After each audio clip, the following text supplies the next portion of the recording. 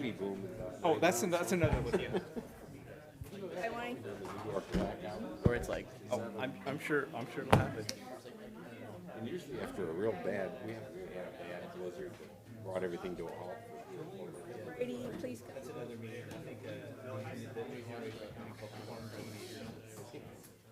Today, the countdown? Executive order? Yep. Crazy. I sent it to my desk.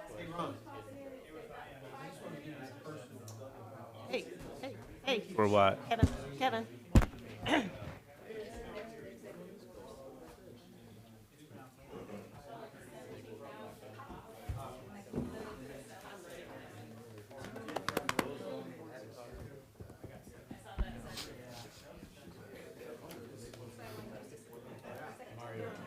It's good.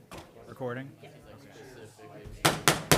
We'll call this regular city council meeting to order on Monday, March 16th, 2020 at 7 p.m. Roll call, please. Mrs. Horn? Present. Mr. Bateman? Present. Mr. Leith? Present. Mr. Welch? Present. Mr. Parrott? Present. Mr. Downs? Present. Mr. Keller? Present. Please stand for the Pledge of Allegiance.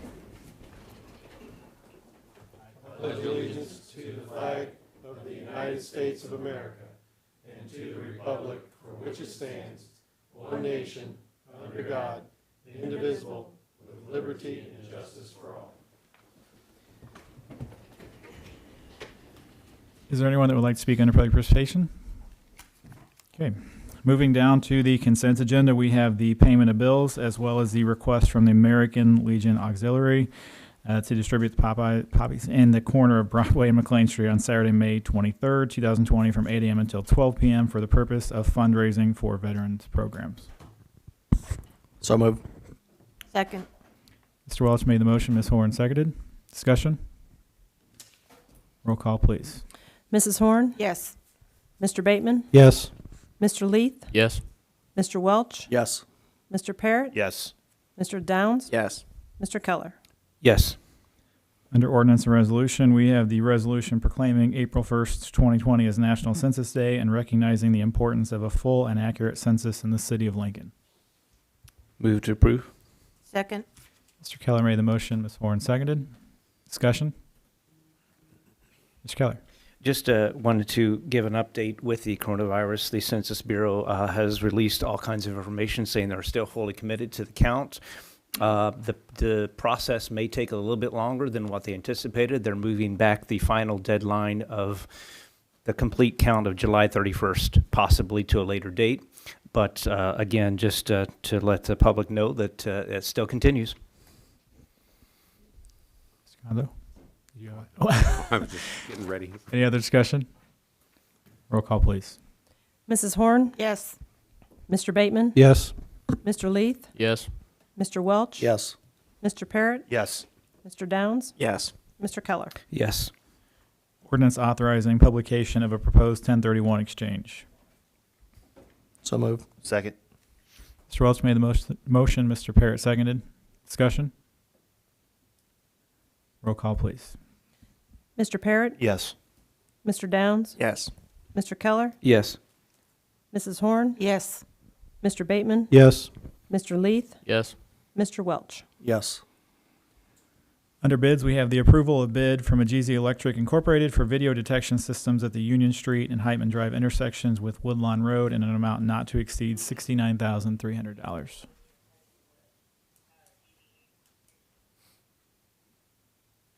Move to approve. Second. Mr. Welch made the motion. Mr. Keller seconded. Discussion? Roll call, please. Mr. Keller? Yes. Mrs. Horn? Yes. Mr. Bateman? Yes. Mr. Leith? Yes. Mr. Welch? Yes. Mr. Parrott? Yes. Mr. Downs? Yes. Under reports, Mr. Conzo. Thank you, Mayor. You've all received copies of this report. I will try to be fairly brief tonight because I know we've got some things ahead to discuss. Composite account, as you can see, if you look, it's tracked for the last 3 months, pretty much the same as it's been. The fund balances have remained very constant there, which is what we like to see. Also, you see the revenue streams there, and I'll talk more about that when we get to the attachments, for money distributed to us from the state of Illinois. totaling $583,347.76. Investments there, if you look at that, you'll see that they took a hit in February, and unfortunately, in March, they're going to take a bigger hit, it appears. Police pension fund, we're still above 10 million. We worked at that for a long time, or the pension board did, and we got to about 10,600,000. I think we're down now to just over 10 million. Fire pension fund, we broke 6 million there a few months ago, down to just under 5.8 million. I would expect that in the long run we're going to be okay, but I think for the next several months we could see that we'll see it. We certainly will see it diminish for March. And at some point, I think it'll turn around, and you'll probably see substantial growth there, but that could be several months down the road. I would point out here, you've got the tables here, first of all, with details of each account in the general fund as well as the special accounts. The municipal sales tax there, you see where we are for the year, and we're well ahead of where we were last year at this time, about $1,112,000 ahead there. I would point out a couple of things. Things that are happening now with the economy, and particularly due to the Wuhan coronavirus, you're going to see a disruption in that. And I think when this is all over, you're going to see it come back up. But you're going to see a disruption in this and some of the other revenue streams. And motor fuel tax probably be affected, the sales tax, probably income tax, non-home rule sales tax.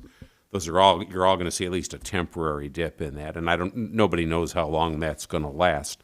I would recommend as we go forward with this budget to keep that in mind when we finish that budget up next month.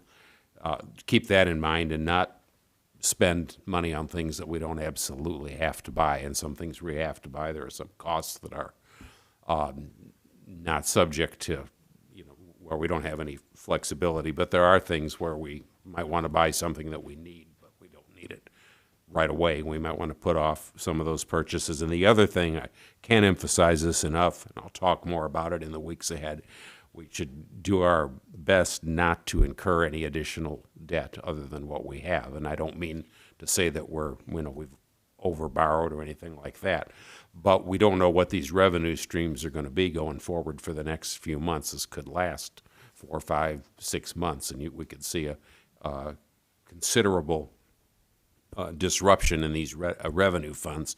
And I think for that period and for the next fiscal year, we should avoid incurring any additional debt.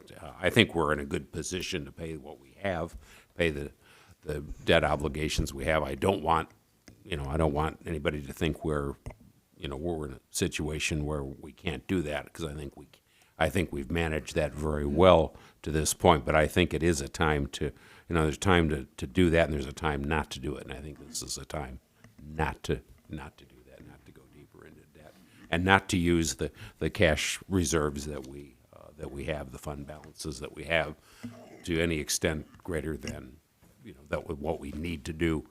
Non-home rule sales tax, I won't spend a lot of time going through the rest of these tables. They're all pretty good. You see the non-home rule sales tax, again, was up. I told you it was down for a few months. One of the reasons for that, as I mentioned last month, was the fact that some things that are taxable under the municipal sales tax are not taxable on the non-home rule sales tax. Motor fuel tax receipts, and you see there we had, with that extra increase, we've had some increases in that revenue. But if you look over here at like January, you'll see 25,000 plus, and then the extra part from that, another almost 20,000, so just under, or just right at 45,000.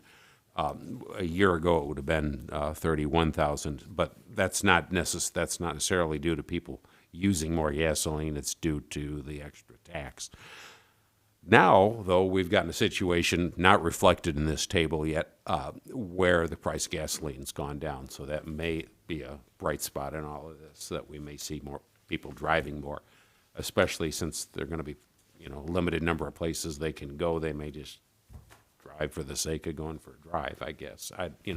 There's not too much else left that they can do. So and particularly if this situation passes with this virus, things get back to normal. If the price of gasoline stays down, you may see an increase in that source. At least we can hope that there will be. One other thing I would point out with regard to the sales tax that's distributed through the local government distribution fund, Governor Pritzker has, in his budget and approved by the legislature, increased what they call the reserve. The state calls it a reserve. If a criminal enterprise does it, they call it skimming. But it's the same thing. They're taking 5%. They had been taking an additional 5% of our municipal sales tax proceeds. Now they're going to increase that to 10%, effective with the new fiscal year, the state's fiscal year, which is July 1st. So they did this about a year or so ago, and then sent it back to 5%. Now it's going to go back up. It's going to go back up to 10%. So that's going to have an impact on that revenue stream. And that's all I have, unless there are any questions. Mr. Parrott? Chuck, did they shut down video gaming? Yes. So that's going to be That's another one, yes. I'm glad you mentioned that. There is a table, that report that reflects those. That's going to be at least, in the short term. Any other questions for Mr. Condo? Thank you very much. Ms. Bateman? In the month of February, we received $380,082.02 for sewer collections. We did receive from the Logan Correctional Center of $31,066 in the month of February. Questions? Thank you very much. Department head reports either on file or will be shortly. Moving down to new business and communications, we have the approval payment of invoice number 900936629 from UPRR in the amount of $3,637.68. make a motion to remove it from the table. Second. Mr. Welch made the motion. Mr. Parrott seconded. Any discussion on that? Roll call, please. Mr. Parrott? Yes. Mr. Downs? Yes. Mr. Keller? Yes. Mrs. Horn? Yes. Mr. Bateman? Yes. Mr. Leith? Yes. Mr. Welch? Yes.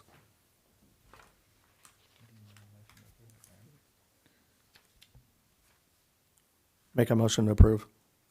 Item 9A. Do we have a second?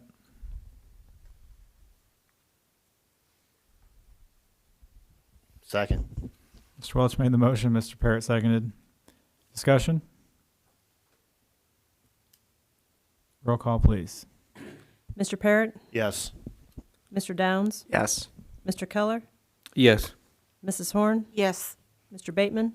Yes. Mr. Leith? Yes. Mr. Welch? Yes. Approval of contract for legal services between John Hoblet and the City of Lincoln effective May 1st, 2020 through April 30th, 2024.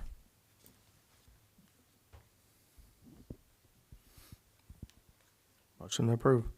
Second. Mr. Welch made the motion. Mr. Parrott seconded. Discussion? Mr. Welch. Thank you, Mayor. So regarding the city attorney's contract, there's been some feedback this past week about the proposed increase in this. So I wanted to share some information. I went back and did kind of my own analysis of this, and I think it's worth sharing. I'm going to take you back a couple years here. So in 2017, we had Woods and Bates with the city. He was a city attorney at the time. He resigned, as most people know, on October 2nd of 2018. He was in the middle of a 4-year contract. At the time, his salary was $86,520. That was as of October 2nd. At the time, he was doing 24 meetings a year and then special meetings as needed, had a 3% annual retainer and $200 for additional services. When Mr. Hoblet applied and the council accepted his application. That was as of November 5th with his contract, so shortly a month later. So the salary that Mr. Hoblet and the city council agreed to at the time was $75,000. So immediately you have an $11,520 savings to the city. That was a 2-year contract, 18 months. Mr. Hoblet agreed to 48 council meetings a year, so he doubled the amount of meetings he was attending, or that a city attorney would. He did special meetings as needed. He agreed to 4 to 5 staff meetings per month and 1 liquor commission meeting. He agreed to $150 of additional services, so anything above and beyond the contract. And regarding the annual retainer, his contract stated shall increase as determined by the council, not to exceed department head increases. Since that time, neither the city council nor Mr. Hoblet have asked for an increase in that. So Mr. Hoblet has not received an increase at all since he started. So now the proposal that is before us is to increase Mr. Hoblet's salary to $84,000, still do 48 meetings a year, special meetings as needed. He is asking for a 3% retainer, which is what Mr. Bates received at the time. And he's asking for additional services to be $200, which is, again, what the previous city attorney received. So I went and did a salary comparison if Mr. Bates were still here versus Mr. Hoblet. Mr. Bates, when he left, was making $86,000. Mr. Hoblet, when he started, was making $75,000. So year one, we already realized an $11,500 savings. In year two, if Mr. Bates had still been here, he would have received by contract a 3% increase. So his salary would have went up to $89,115. Mr. Hoblet's salary is still $75,000. So year two, we realized a $14,115 savings. So in the 2 years alone, we've realized probably roughly $20,000 to $25,000. Now that we have this before us, this 4-year contract, it would be $84,000 starting out for year one, whereas if the previous city attorney was here, it'd be almost $92,000. So from year one, between the previous attorney and the attorney we have now, it'll be almost a $7,800 savings to the city. And year two, it'd be an $8,000. Year three, it'd be $8,200, and year four, it'd be an $8,500 savings. So collectively, just over the 4-year contract, you're looking at a $32,586.55 savings to the city. So where I'm going at with all of this is, to those who believe that we're not doing what we can to save the city money, I would disagree. I believe that Woods and Bates did a good job for the city, and I believe that Mr. Hoblet does a good job for the city as well. And I believe that we should pay him accordingly for doing so. And it just so happens that as a result, and the timing and the way things have gone, we'll still realize a savings. So I'm voting in favor of this tonight, and I think we all should as well, for those reasons. Any other discussion on that? Mr. Keller? Thank you, Mayor. I'll just second what Alderman Welch had said. Certainly, I'm open to hearing what the council had to say tonight as far as this goes, and we certainly understand the budgets are the way they are. The possible savings that we need to make with the coronavirus hitting and how that might affect the dollars coming into the city. I'm open to considerations of the nature of that much of an increase from 75 to 84. Having said that, I agree again with Alderman Welch, what he's saying. I think that the attorney that we have here has done due diligence and has done his job the best we can possibly ask for. I also did analysis myself and came to the same conclusion. Also did a look at average attorney salaries across the country, and they actually came up to 85. So it would be on par with what most city attorneys would make across the country, obviously realizing that that's an average of small towns and cities, big cities making well over 100,000. So don't leave town, John, just to get that kind of budget, please. So again, I'm open to hearing different comments, but I would probably also agree that I would also vote for the contract as it is submitted to us. Any other discussion? Roll call, please. Mr. Parrott, Yes. Mr. Downs, Yes. Mr. Keller, Yes. Mrs. Horn, Yes. Mr. Bateman, Yes. Mr. Leith, Yes. Mr. Welch. Yes. Congratulations, John. You're stuck here for a few more years. Moving down to Fifth Street Road Projects, Union Pacific Railroad's material and force account estimate.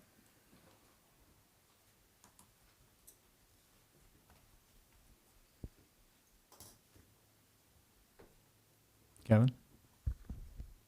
I know nothing about this. Don't know what it is. And as I said, I voted yes to pay the bill that was already spent, but this is additional money that would need to be spent on Fifth Street Road. And until we find out what we've got in Fifth Street Road, I would be voting no on any additional spending. We don't even know, Mr. Conzo blurted out the figure, I think it was around $300,000 we've been reimbursed. We don't know how much is outstanding. We don't know if we've even filed for reimbursement. We got to get a full-on grasp of this thing before we just keep voting yes to spending money on something that we have no idea if we're going to get reimbursed, when we're going to get reimbursed, or how we're going to get reimbursed. That's where I stand on it.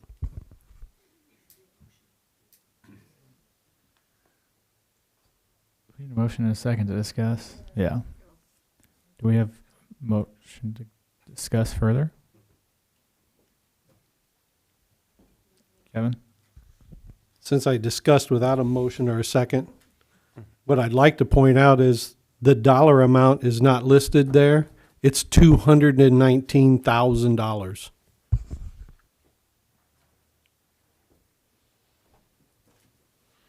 Do we have a motion and or a second to further discuss this? Second to discuss. You have a motion, make a motion. Motion to discuss. Do we have a second? Second. Sam made the motion, Kathy seconded. Roll call, please. I sent all of you on March 13th at 3:30, came from Sean Collier, who was the engineer that sent all this. I had asked him for a complete answer. I sent that to you the day before. He came back and he gave his answers. It's all right here. I forwarded that. I also sent you a memorandum on Thursday, March 12th, telling you what I felt the fiscal impact would be, the analysis. Hopefully, the council would approve this. We can't go forward, just like we couldn't go forward with the CMT, rest of the land acquisition without having this approved. It is, I do not do the agenda anymore, so I don't know why it was left off. $219,145. So, not the amount. He said the amount wasn't on there. So anyway, this is what the railroad has to do on their part of the Fifth Street Road. This is their analysis. They brought their team out, checked it out. They did this, he mentioned back here in 2017, the estimate was different by quite a bit. I put that in my thing, and they said a lot of that was due from about 30-some thousand up to 90-some thousand. That was due to labor costs had increased that much. So he's provided everything, and we've given that, I forwarded all that on to the council and all of you aldermen and everyone that I know, and he did too. So I don't know if you've got any more questions. I'll be glad to ask him again, or you can contact him yourself, but. Steve? City Administrator, if this does not get approved, I mean, the work on Fifth Street can still continue as far as trying to receive the property. We can finish the property, but they won't do the railroad portion of it. For safety reasons, they want the Crossbucks moved more east, and that, we've also got 3 properties. I guess what I'm saying to is deal with. if, until we get the properties, why would we want to pay more money until we know for sure that that's going to happen? Okay, do you want us to take, we can do that. They said by July they need to have an answer, because it'll take a while to put this agreement together, I guess. So, okay, I mean, we might not get the property for another year or more. I don't know if we will lose funding that's proposed to us. I do know at one time Mr. Isbell said that we might, and so did Brett Ocamp say that we might lose some funding. I Tracy, don't know if on this particular piece, so. Tracy, Chuck, Kevin, Sam. Given the situation that we're facing right now with the economy, not just at the federal, but the state and the local level, the treasurer shortly ago told us, cautioned us against spending anything extra at this point. And the fact that we have a large amount of money, although we don't know the exact amount, in funds that have not even been reimbursed to the city, I would strongly caution against moving forward with this until some of those pieces are in a much better fiscal state. If this goes to a vote, I'm voting no. Not because I don't believe that it needs done. I still stand behind the previous council's direction to move forward with the project, but I think right now we need to take a serious pause until things start to stabilize. Mr. Conzo. Thank you, Mayor. If the council were to approve this, Madam City Administrator, this estimate, does this obligate the city to move forward with, just what exactly would they be approving? Would they be approving the estimate as written, or would they be committed to actually doing the work, or contracting the work? No, this is, so approving the estimate so that he can start, the engineer can start drawing up the contract, the actual thing that we will approve. Well, so what would the cost of the estimate be? Did he have it on? I don't think he did have it on here. He might have, let's see. He responded, but. This is simplified as I tried to give him some. He said the UP surface design teams now only release a simplified estimate as he had provided to us, so he was unable to see the specific details of materials. So he would reach out to the manager to see if he could both review this current estimate for accuracy and if he could provide him a detailed materials list. Just the materials have gone up, and he said there would be a real estate, and it is in here in his email that he gave everyone on the 13th of March. There will be a real estate fee associated with the easement. We know that, but as far as drawing up the estimate, well, I don't think I. No, I don't see one right now. He just put down the, well, he said it comes in an exhibit to the real estate construction agreement later, but does come with a $1,250 approximate application fee from the contractor. So these are, and you have to pay for the flag people, $1,300 on an 8-hour weekday, $1,300. I mean, it's quite expensive, and that, I guess, is the norm throughout you dealing with the federal railroad system.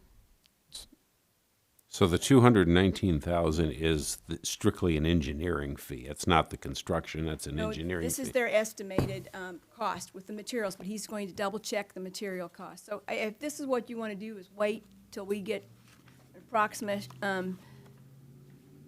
reimbursement set off. City Treasurer and I were going to meet all last week, and we had other things that came up that we didn't get to it, but we will try this week. If we're still here, we will do that. We will get together and find out, because it's been 22-some years, and like I said, to put all these pieces together and things we're going to get from the county and everything, we'll just have to start with what we have. And Kevin. we're working on it. Well, 2 things. One, I think the proper thing to do would, it should have been put on a cow. It came in after the cow, so we had no time to discuss this, and now all of a sudden it's in front of us as a voting memorandum or whatever it is. Secondly, I think we were all in shock when the people were here about Fifth Street Road. I know a couple of the aldermen I talked to thought we were down to just a small handful of properties that we needed to obtain to get Fifth Street Road. And then when we asked, we're still at 14. Why are we even talking about building a railroad if we still need to purchase 14 pieces of property to do the street? To me, the railroad has been there, will always be there. It's not moving south, it's not moving north. It's just how they're gonna cross Fifth Street Road. This $219,000 doesn't need to be spent until we finalize the last piece of property and we're moving forward. This whole Fifth Street thing's a fiasco, and we need to stop and gather whatever we need to, apply for the reimbursement. Let's get all our money coming back in before we spend another dollar. That's just my thought. Sam, Tracy, Walt. I guess I was just a little bit confused, so I was looking for some clarification.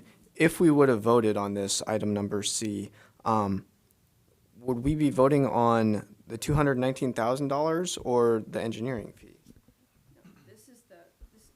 This is the estimate that they've come up with with the materials and everything for their portion of fixing the Fifth Street Road, Havana Spur as it comes in. We also have to move, and also the ICC agreed, we have to move that roadway. We're still in negotiations. I can't talk about some of this because we haven't notified all the property owners right there, but So if we would have voted on this, would it have been the $219,000? Okay. it's Okay, an that's what I need to- yes, but we don't have to pay it right away. And then the second thing, I agree with the holding off on paying a large bill until things kind of stabilize. I get that. But weren't there some time-sensitive components as well, and that we could lose some federal funding? Do we know the deadline? Yes, I will look into that again with IDOT to make sure, and with our, we have the agreement with this, the county that they renewed. They extended the agreement, gave us 3 years. I think we had a 5-year prior to that. We're up about a year and a half into that now. So we've got to get moving on. And we're in different stages, Alderman Bateman, with this, and we had one person come in and he was going to sign. Now, next week, he's supposed to meet up north with his son, and then the CMT lady's going up there to sign the paperwork and notarize. So we're working with the department, and we're working with all of the property owners as much as we can in what their capacity is. So we are gaining on this, gaining more than we've ever gained. But I understand what you want to know, so we're working on it. Mr. Conzo and I will get together and we'll go over some more things. City Clerk Bateman provided me with some information here, so we're working on it. Tracy, Walt. I'll let Walt go first.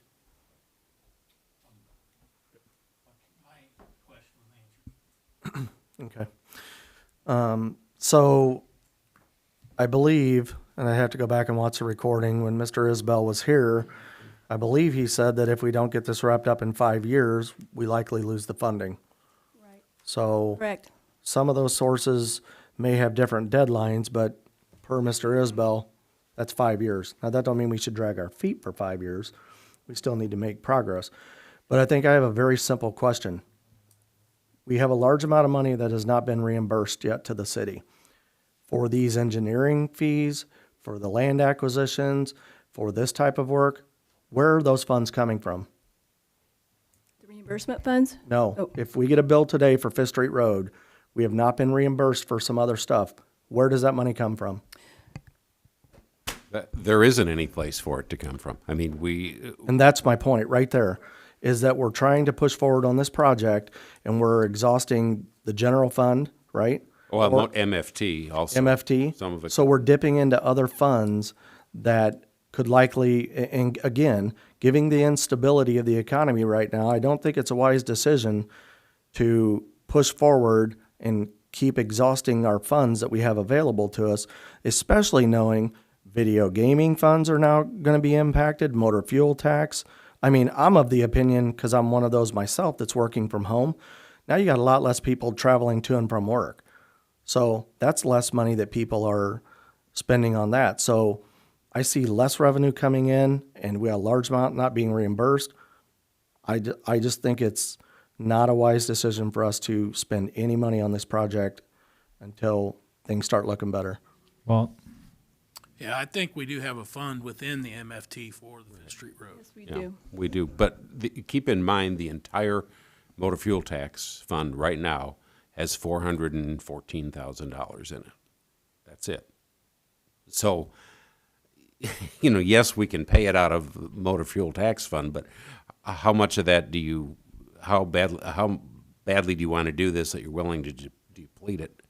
Well, what does that do to our Well, resurfacing I mean, targets? It makes a big difference because you're going to take in $60,000 a month MFT, and as you pointed out, it's probably going to take a temporary dip. I do think if the price of gasoline stays low, it's going to swing back up in a few months, but we can't guarantee that because we don't know what the price of gasoline's going to. I'm optimistic that could happen, but you still have other projects that you want to spend that on. And this Fifth Street Road project, as it is, unless we get reimbursement from other sources, it's going to deplete that fund. In fact, you're going to have to find other means to pay for it.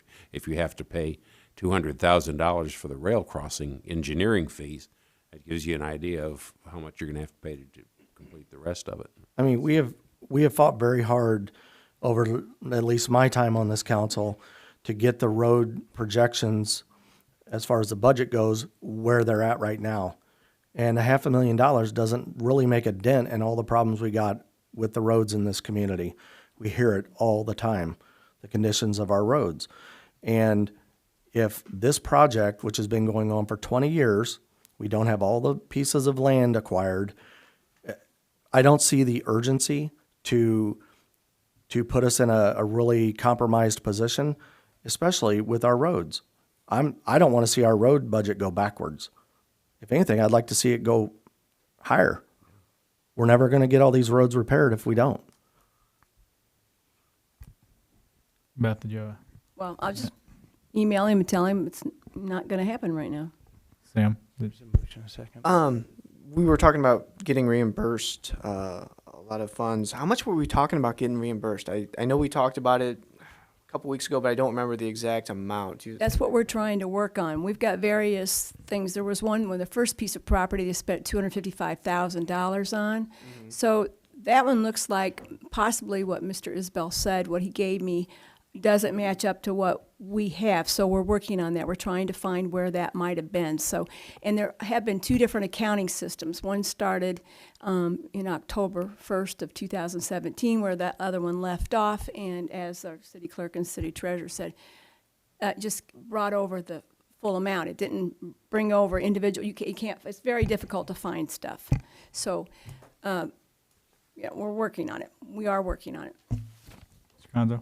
Just to add to that too, and we're talking about 1997 more or less, so we're talking about 23 years of, and two software systems, as the city administrator pointed out. So there's a lot to go through, and then you've got paper associated with that too, so you can't just take the number off of a report. You've got to track it down and find, well, what was this reimbursement for?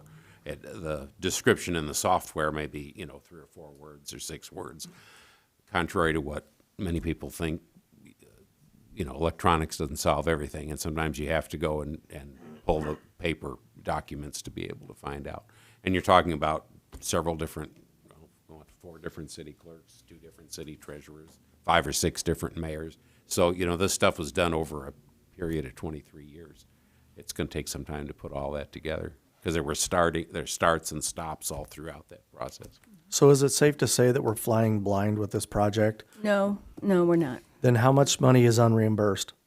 We don't know exactly. That's It's my point close. right I mean, there. we might be within 200,000, 150,000. That's a lot of money, though. I know, we are working on it. We just had a little bit of stuff. I'm not disputing your. No, we are working. I'm not trying to downplay your efforts. I appreciate everything you guys are doing, but if you didn't know how much money you had in your bank account, Right. you wouldn't go out to Walmart and write a check. No, And that's I what we're understand. doing. We're shopping and we don't even know what we've got. Okay. Well, we don't know what we've got in receivables, and that's a very important component. And I wouldn't proceed any further without knowing what that is. But I think it's something, you know, we can work on, but we've got to do it incrementally, and we've got to make, especially in view of the other things that are happening right now nationwide, we want to make sure that we don't get in too much of a hurry and that we take our time with it. May I say something? It is a methodical thing, and we have to have certain pieces of criteria with the appraisal sheet. We have to have the cost basis sheet, all these different things. We have to have a check, front and back. And Peggy's gone down and really looked for all these things, and it's taking time. It has taken time to get all this together. We have a motion and a second. Are we going to pull the motion in a second, or are we just going to vote? You can remove it from the agenda. I would make a motion that we remove it from the agenda. Second. Mr. Welch made the motion. Mr. Bateman seconded. Is there any discussion on that? Roll call, please. Mr. Bateman? Yes. Mr. Leith? Yes. Mr. Welch? Yes. Mr. Parrott? Yes. Mr. Downs? Yes. Mr. Keller? Yes. Mrs. Horn? Yes. Okay, moving down then to announcements. There will probably be several, but I've got one here that this was received today from the Carnegie Hero Fund Commission. It states that the commission has awarded the Carnegie Medal to a resident of Lincoln, which is kind of a big deal. Arthur Ray Whittam Jr., he's the one that helped save George Horn from the drowning in Lincoln, Illinois on December 4th, 2018. It looks like there were 17 Americans and 1 Canadian who have been named heroes this year. So it's, like I said, it's kind of a big deal because these people are from all over the country.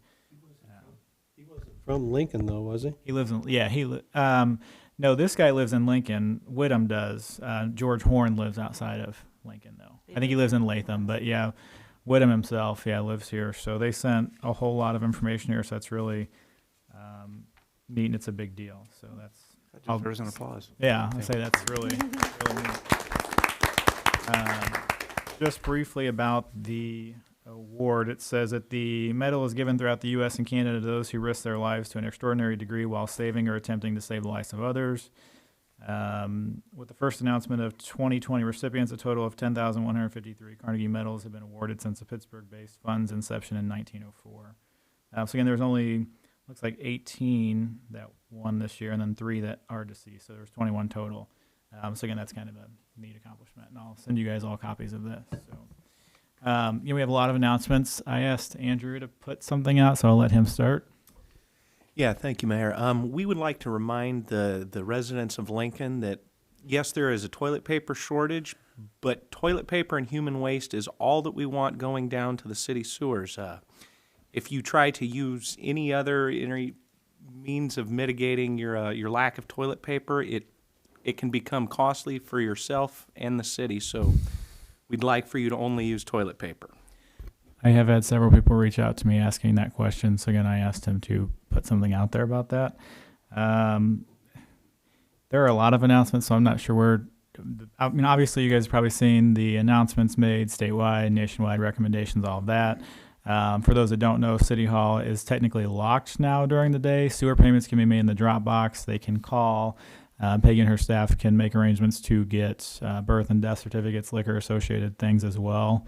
But one topic we do need to discuss is the sewer payments. So you probably saw emails today on that. So we are looking for your input at this time. Because not everybody will be getting out and or able to make them online. Tracy? I think if you're paying attention to what's going on, at least throughout the state, you'll see that other municipalities are suspending their late fees. And I don't know what the period would be, but I think it would be appropriate to at least suspend late fees for a period of time for those people who don't feel comfortable getting out of their house. They may have compromised immune systems, things of that nature. Mr. Howlett? I will note I've seen other businesses in addition to that, for example, will alleviate, like, say, shut off and whatnot. So there's a myriad of businesses and municipalities that are essentially going forth. I think they said that no one's going to, like, the Ameren's not going to shut off your power. at this juncture. You're not going to lose your water at this time, in addition to the late fees. That's just from what I understand, from what I'm kind of seeing. So those are additional considerations as well. Kevin? So this was discussed in my line of work also, but we're talking late fees for this month's payment, correct? We're not chronic, the old late fees still stand. We're not just. Correct. Sam? I had, just so I understand, I guess I don't understand how the late fees are even calculated. So we get a $5 late fee if we're just like a week late or whatever, and then if you're late for a month, it goes up to 25. So what are we gonna do about that? Like, I'd like to halt everything, halt all the late fees, and just give them an extra month. Is that an option, or? Well, the $5 late fees would be, okay, the bills are due on the 20th. So on the 21st, anybody that did not make their payment for that month would get the $5 late fee. And I think that's what you're talking, that we would waive that $5. Then you have people that have accounts that hasn't paid for 60 days. So you're saying it's not way, or you're No. Okay. Oh, yeah. So I guess if I'm not saying like to stop their late. If right now, if they already have a late fee of $20, I'm not saying to cancel that out, but I don't want to throw another $20 late fee on them this month. You know, I'd just like to, yeah, I guess stop all the late fees for the month. I don't know how to. Temporarily suspend. That's what we're talking about for this month only. No, he's talking all, you're saying Yeah, $5. not just the $5, the 25 or whatever it is, 20, 25. Well, I would say that it has to do with the period. I mean, we know that at least 2 weeks, right, is this period that we're Correct. stuck in right now. Uh-huh. We don't know if it's going to go into April. So I think we just have to adjust as that information is given to us. For now, at least the 2 weeks, so it'd be the $5 fee. Steve? Peggy, is that done, the late fees, is that done through your system? Yes. So it's easy enough just to go in and say, if they're late, you check a box and there's not a fee put on it? They can just go in and say that there's no $5 late fees, if you're talking just the $5 ones. Now, the other ones, they have to put them on, and they go through them and check to make sure they're legit. The people in the clerk's office? Yeah, yeah. Thank you. Tracy? I had another question. I know there was a concern about handling mail. How are you guys handling, I know, no pun intended, how are you addressing mail that you receive in the drop boxes? Well, our wonderful fire chief brought us a box of gloves, and we put the gloves on and we opened up the mail. All the U.S. mail, all the drop box from Kickapoo Street and out front, we put the gloves on. So drop boxes are still an option. Yes, they can put their payment in the drop box. We do have a lot of people that come in with cash due to the fact they don't have a checking account, but they can get a money order at IGA, Quick and Easy, cashier's check, post office sells money orders, and they can put that in the drop box then. The online would just be credit cards only. That does have an option. They can go online, and we did have a few today. They were out front. They called. We went out. They met us at the door. They handed it through the door, and that was it. So, I mean, the cash. And then we stamped their receipt right then and there, paid, that they paid the cash. And we didn't have very many, but with due date being Friday, I don't know. But it was an icky day today, so maybe sun come out tomorrow, there might be more people. So it sounds like you guys have a pretty good grasp on it Yeah. at this point. Yeah. Like I said, the door's locked, but we are there. 2 phone numbers are listed on the note that they can call. Steve? Sam, did you have another question? No. So we're Temporarily suspending late fees. Just the $5? For now. For this month, just the $5. okay. Chief, you had an email with all kinds of other information. Do you want to kind of just highlight some of that for those that maybe don't know? Sum it up, I guess you could say. So you got the bars and the restaurants being closed. That's not necessarily a police thing. That's going to be handled by the Logan County Public Health Department. So they're going to be checking on businesses and bars and et cetera to make sure they're in compliance. If they're not in compliance, they will get their food handlers license suspended and or liquor licenses suspended and face fees through the appropriate governmental offices. So they'll be handling that. Our officers will be looking and checking. So if we see somebody violating, we will make the phone calls to get that process started if necessary. So,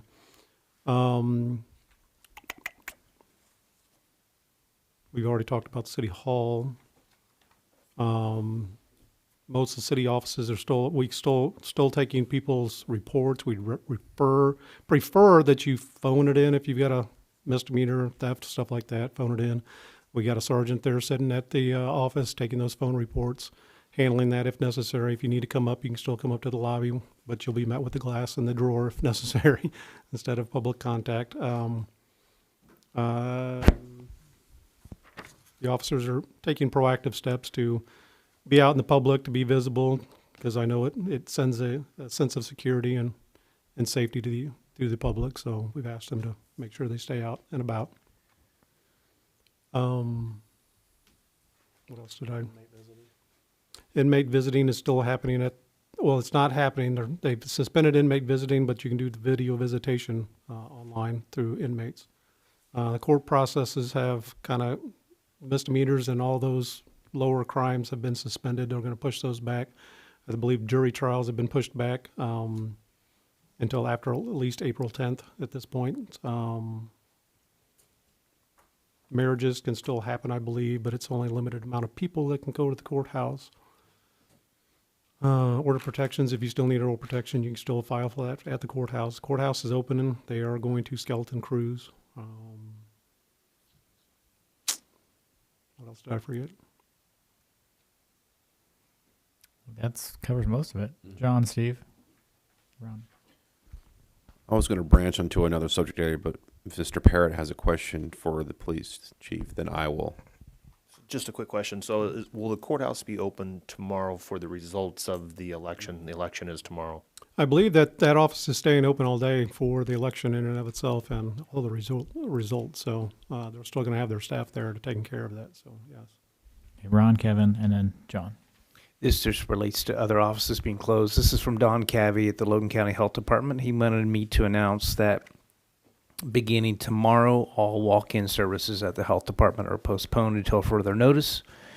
That means immunization programs, WIC walk-in services, TB testing, lead testing, drug screens, blood pressure checks, STD testing are all on hold to promote social distancing and to safeguard the health of the staff and the clients. All of their services will continue, including coronavirus surveillance, emergency planning, and environmental health services. And he also wanted to, and again, announce that coronavirus tests are available at the hospital. But make sure you call and answer the questions before going out there. Yes. So to get back what Steve said, I don't know if anybody noticed, but our most awesome citizen, Will DeAndrea, wears many hats in this county and is well-deserved from the accolades. He has put together something so to track live results for the election. You would log on to the Logan County Clerk's website through the Logan County portal, and once the polls close, there'll be a link that you'll click, and it'll show live tabulation of the votes. So that way, those of you that want to self-quarantine yourself and watch that from the privacy of your home on a computer, you don't have to go up to the courthouse, but I think it's a pretty neat thing. They had a sample of it today on social media, and it looked pretty good. So are they're still allowing people to gather at the courthouse? I would say no. I was going to say I wouldn't. No. Yeah. That would bring the next topic of no more than 10 people. Right, so I was going to say, the state still says 50, but federal is saying 10, correct? Correct. Okay. Yes, we're over. Yeah. Tracy.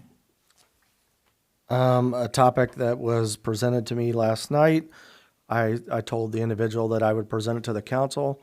I'll be honest, I don't have really good ideas on this one, so I open it up for your thoughts and recommendations. But to support those businesses who are doing carry-out services for their customers, curbside, the individual that contacted me recommended that the council take some actions to ensure that there are parking places available in front of businesses, especially in the downtown area, that would allow those curbside people to park and quickly get the items that they need and then leave. I don't know how we would even address that problem. I But don't know that that's something, and they have to walk to get into the restaurant on a general day anyway. well, So- they do, but I would say that just like today, I was in downtown and I was doing early voting, and it was packed. So those restaurants, like one of them, for instance, Velocity and Delzina's, they're going to provide curbside.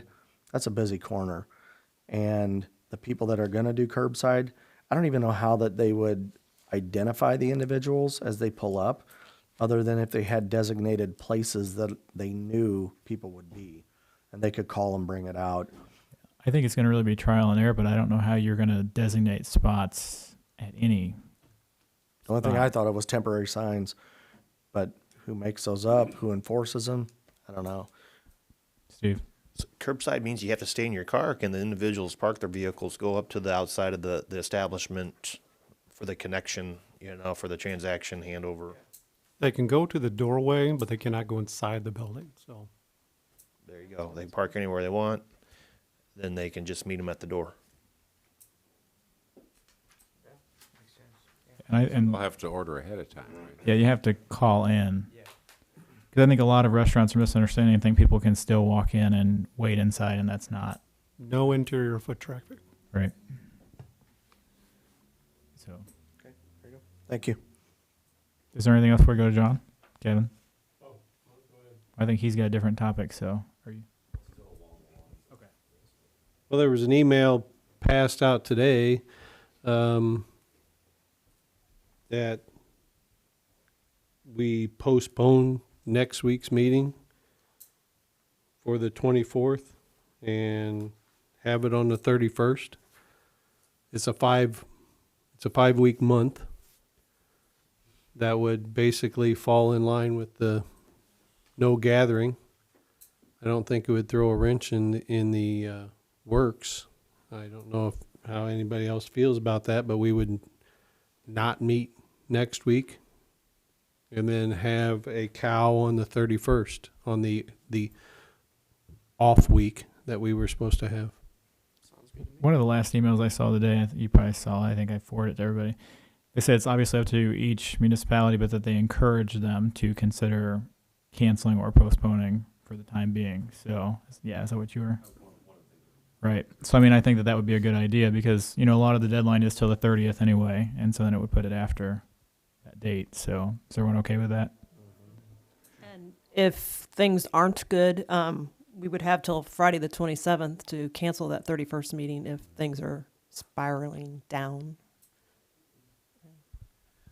Yes, one of the things I was going to make mention was the fact that the governor essentially came out within his executive order and indicated that municipalities are encouraged, if at all possible, to suspend meetings of public bodies if necessary. However, there was another aspect of that executive order, and that was the essentially alleviation temporarily of the Open Meeting Act's requirements for all members of a public body being present, essentially giving more leeway for video conferencing in regards to specific members of a public body, aka the alderman, would like to. So essentially, if an alderman or alderwoman would want to go with video conferencing as opposed to being present, then they would still have to adhere to the terms that are provided that are essentially in each municipality. We do have terms that essentially allow video conferencing if necessary. Those are that the individual who's desiring to be present via video conferencing, essentially to notify the city clerk at their earliest convenience that they would desire to not be present and to be present via video conferencing. At that time, at the meeting, the members of the body that are here would need to take a vote first to allow the person to be present for the video conferencing before they're allowed to. And I don't know how this would look in practice. Bringing a laptop here or something of that nature to show that particular person is present, but they're not allowed to participate until that vote occurs, allowing them. And I think that might be for each and every meeting. I could look into that one, though.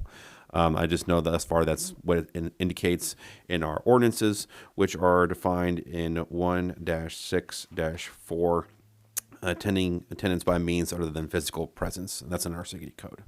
So, FYI. Chief Adams. So I sent out an email earlier in regards to Microsoft Teams, which is part of our Office 365 package. It does allow people to call in, even those people that may be in the public, so they can call in and they can be given authorization to speak during the meeting. It would be done over laptops. So it can be done, however, we don't have a license that we have the Office 365 Business Essentials. And we need an enterprise license to be able to host a meeting. So based on what I understand of my reading over the last couple of days is that we can get one license, assign it to the mayor or the city clerk, and then that person can essentially host the meeting, and then everybody can participate in that meeting. So, and it could be streamed live essentially through Office 365. How much does that cost? Instead of $8, or instead of $5, it's $8. Yes, very. Is it actually necessary? I mean, as long as we have a quorum. Well, I think it presents other complications, such as when you're dialing in over a computer, how is the audio recording going to pick up what they're saying? Right. And we already have a recording secretary issue that we're working through right now to transcribe, so. The recording would all be on the laptops themselves, so you would have to take that laptop home, since it's got the video camera and the microphone already embedded into it, so. So does that mean we use the cameras on our laptops, everybody, to do it? Yep. Oh, that's a whole different, yeah.